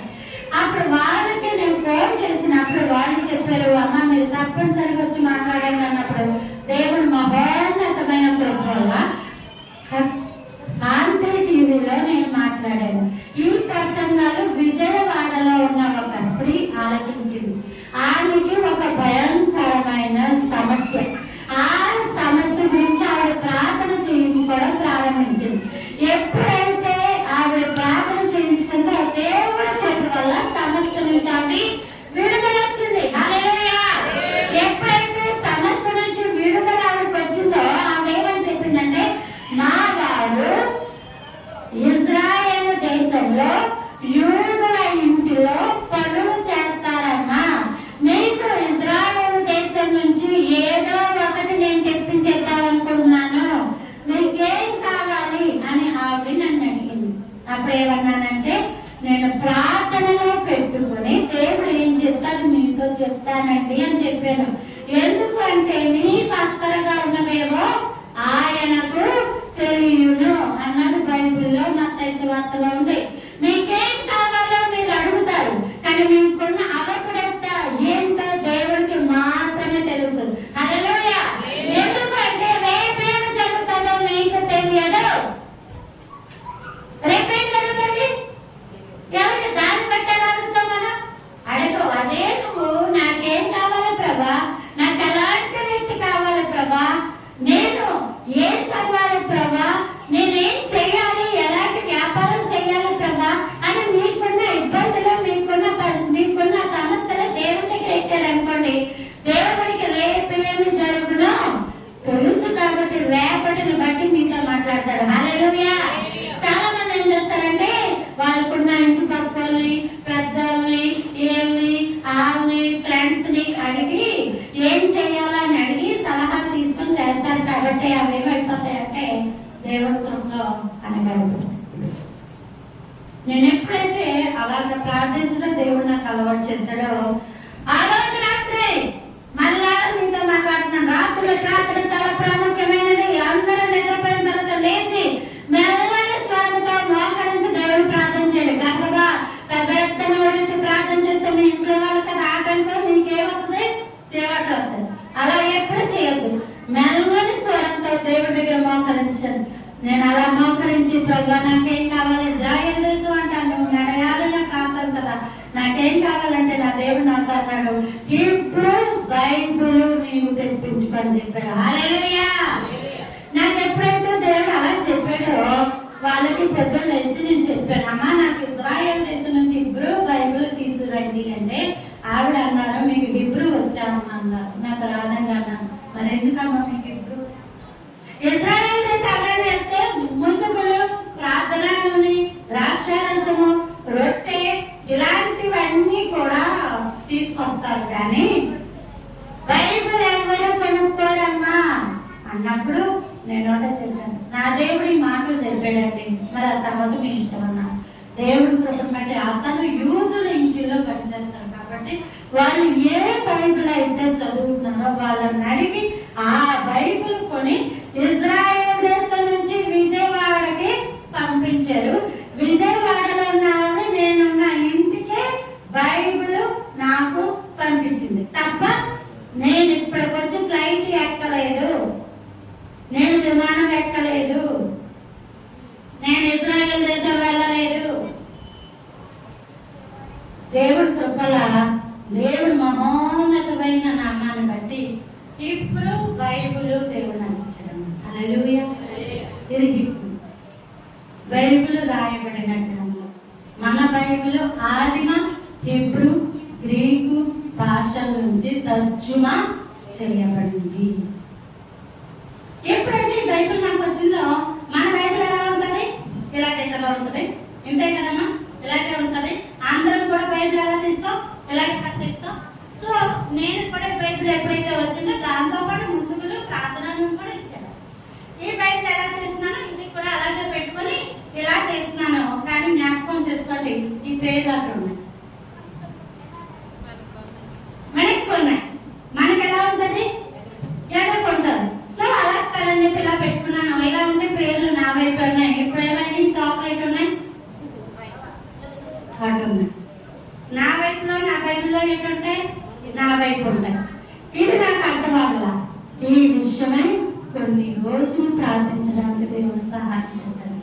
ప్రభువా, నాకు అసలు ఇప్పుడు రాదు, ఇప్పుడు బైబిల్ ముట్టుకోవడానికి కూడా మనకి అర్హత లేదు. ఇప్పటికీ ఇజ్రాయేల్ దేశం వెళ్తాడ, మనం అక్కడ ఉన్న మనుషులు ముట్టుకోకూడదమ్మా. ఎందుకంటే వాళ్ళెవరు పరిశుద్ధులు, అబ్రహాము యొక్క సంతానం వారు.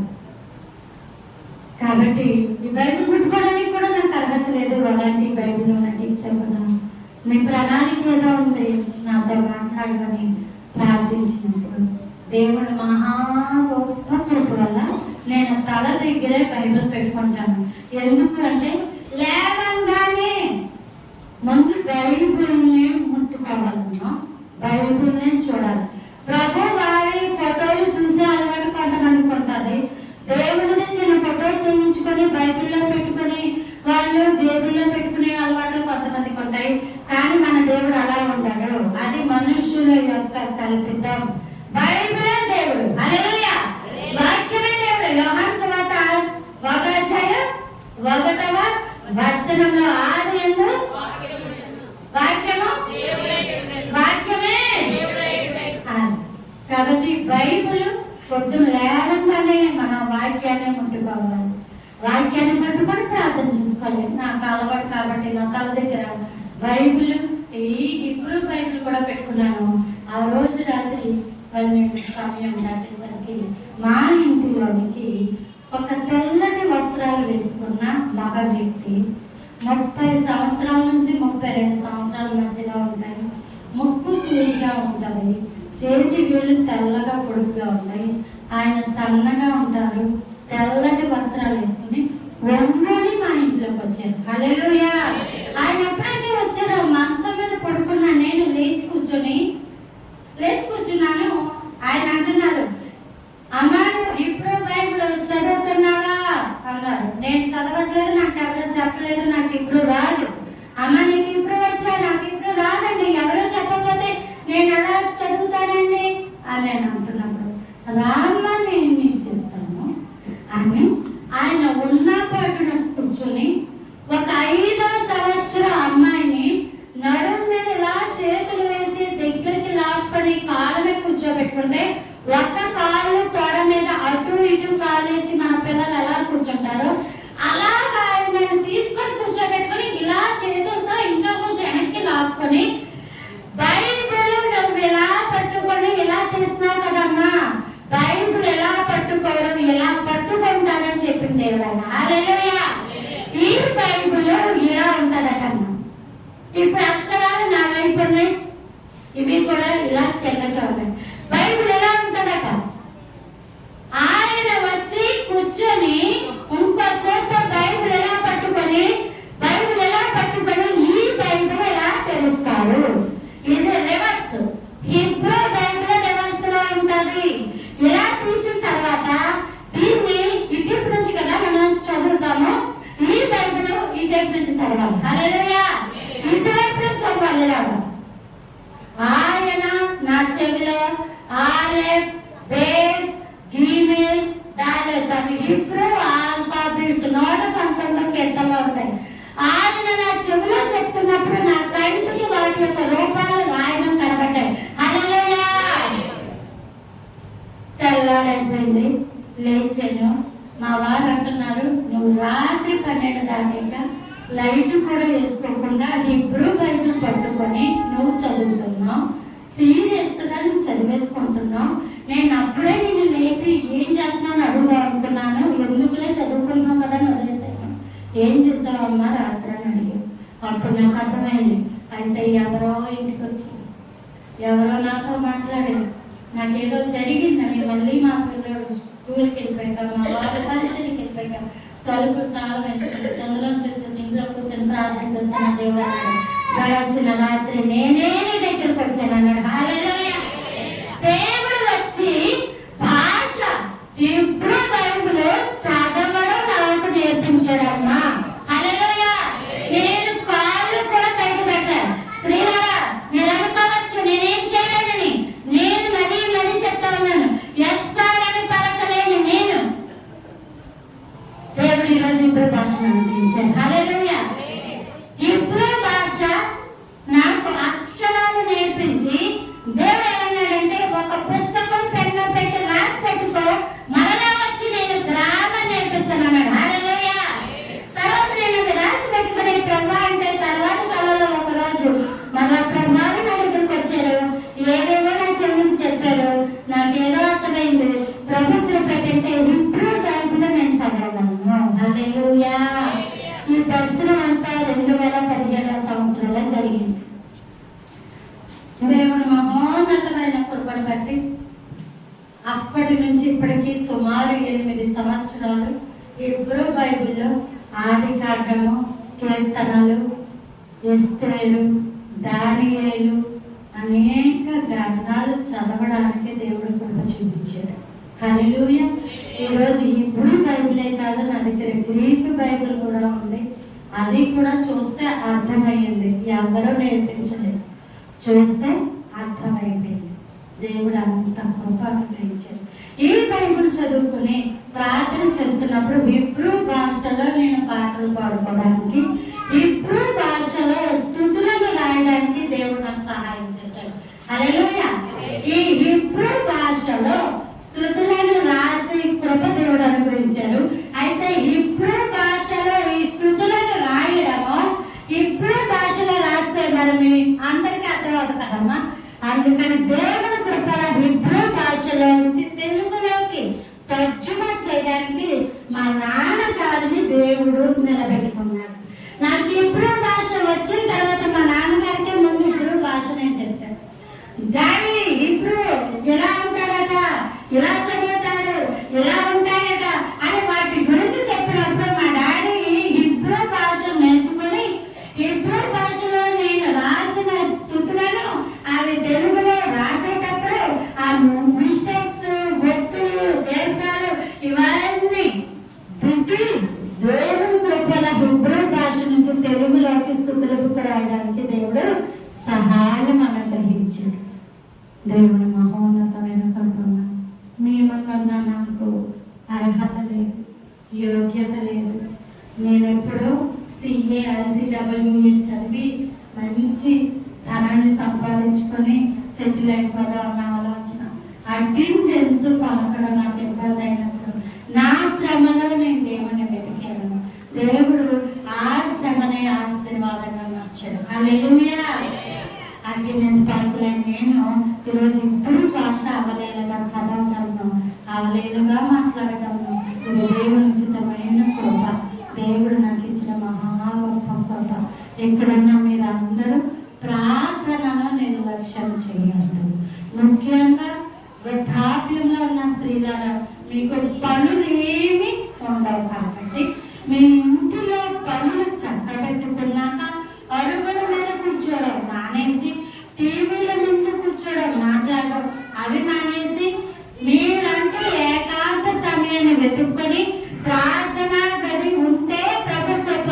ఒకవేళ లేదంటే చక్కగా రంగులలోకి వచ్చి నా పిల్లలను జీవించండి ప్రభా అని ప్రభు పాదాలు పట్టుకోండి. ఎప్పుడైతే మీరు ప్రార్థిస్తారో మా నాన్నమ్మ గారు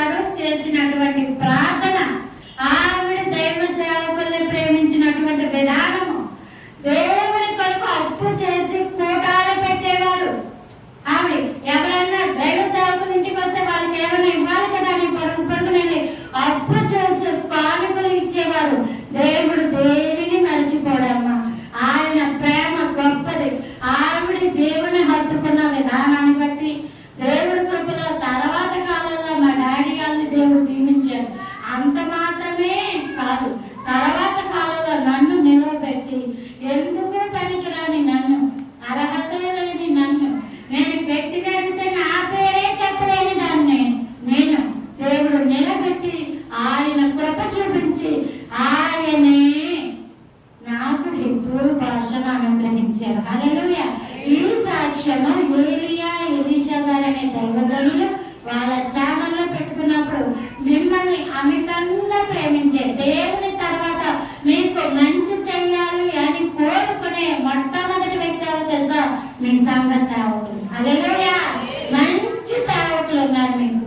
నేను ఎవరు పిలిచినా కోటాలకి వెళ్ళనండి, ప్రార్థనలో పెట్టుకొని దేవుడు చెప్పిన తర్వాత నా తల్లి నా తండ్రులు ఎవరో ఒకరి సహకారం తీసుకుని నేను కోటాలకి వెళ్తాను తప్ప ఒంటరిగా నేను వెళ్ళను.